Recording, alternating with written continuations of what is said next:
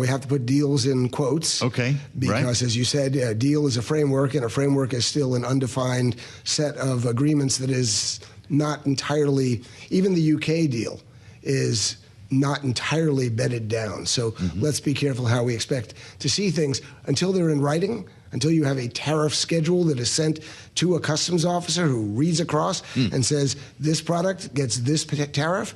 We actually don't know what's in these things. Do I expect more deals? Deals in that amorphous sense, maybe kind of sort of yes. Yeah.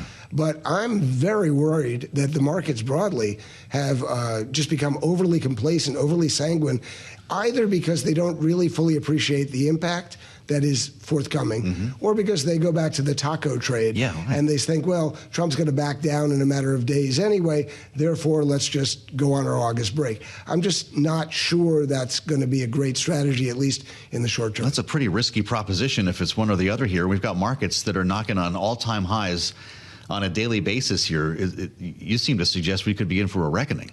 Well, I think the economy, I mean, I'm not going to say the economy is not strong. The economy is doing fine. However, that's in part because of these artificial postponements of the impacts of tariffs that have basically made sure that the impacts of those tariffs are not being felt. Yeah. If everybody assumes that you're going to kick the can down the road on tariffs forever, then fine. Then the floodgates of growth and, modest impacts are for as far as the eye can see. But I'm a little more skeptical that this is all sustainable when you've got big, big countries, Japan, the EU, that are Canada and Mexico, where these are the U.S.'s largest trading partners.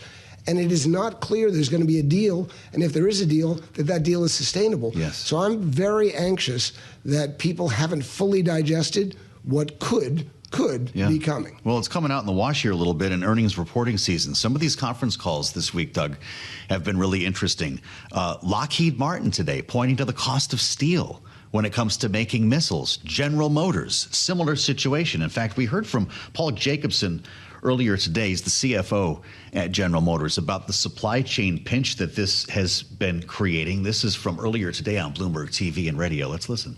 Since COVID, we've been looking at creating more resiliency in the supply chain, and we've onshored a lot of things, as we mentioned in our last call. Only about 3% of our direct purchases come from China through the supply chain, so that's helped us a little bit in terms of being proactive on that. Obviously, we'll do some resetting in partnership with our supply chain partners, but it really starts with our manufacturing footprint. Resetting in partnership with our supply chain partners. That's real. That's different than waving tariff letters around here. When you hear a company like General Motors talking like that, what does that tell you about the evolution our economy could be about to go through? Well, it says take notice and pay attention. And while the auto sector is particularly exposed, they're getting it on autos themselves, on auto parts, on steel, on aluminum. The auto guys are really in the crosshairs. But I think we can, I'm not saying it's a canary in the coal mine, but certainly we should be taking it very seriously.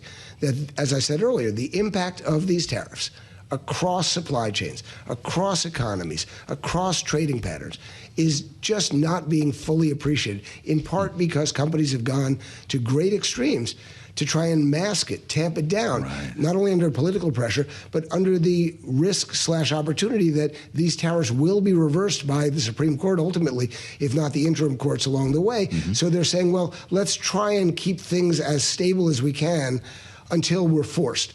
But there will be a point at which they might be forced.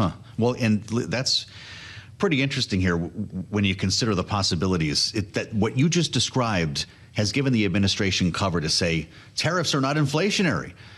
Look at the data. You guys have been talking about it for months and we don't see it yet, but we of course know that it's been spread around. It has been shared by companies and in some cases has yet to hit the hard data. When do you see that happening?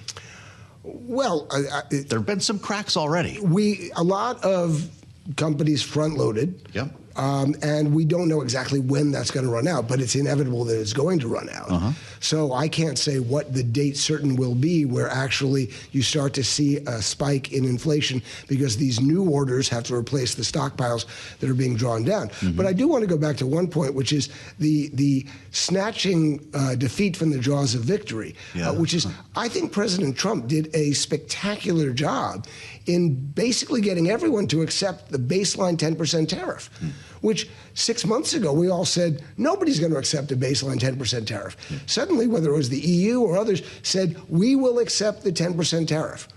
And if you just look at it from a budget deficit reduction standpoint, that's $280, $300 billion of additional revenue.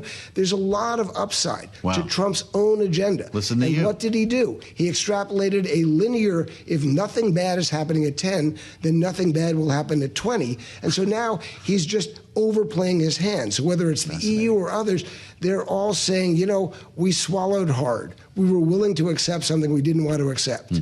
Now, you're at risk of overplaying your hand. That's what worries me, because then you've got the risk of no deal or tariffs that are so inflationary and disruptive that it does have a serious impact on the economy. I want to ask you about Jay Powell while you're still with us, because if the market's whistling past the graveyard on tariffs, you could argue the same when it comes to Powell. Then again, we heard from the president earlier today, and it doesn't sound like he has any intention of firing him or even forcing him to step down. He says, we'll give it the next 8 months. It's not that long anyway. Is this even a story? Well, it's a story because the markets focus on it. But I don't think the markets are wrong to somewhat take the president's words today, at least, that he's not planning to fire Chair Powell before the end of his term. I think taking that at face value is probably a good bet.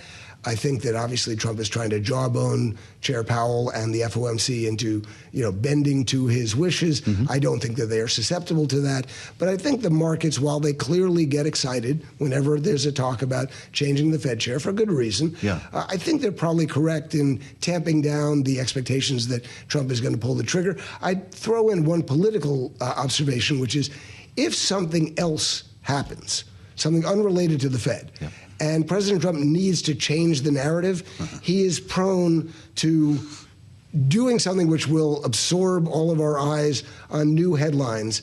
And one of those possibilities could be the so-called wag the dollar scenario, which is you threaten, if not pull the trigger on firing Chair Powell in order to distract attention from something else that you really want people not to focus on.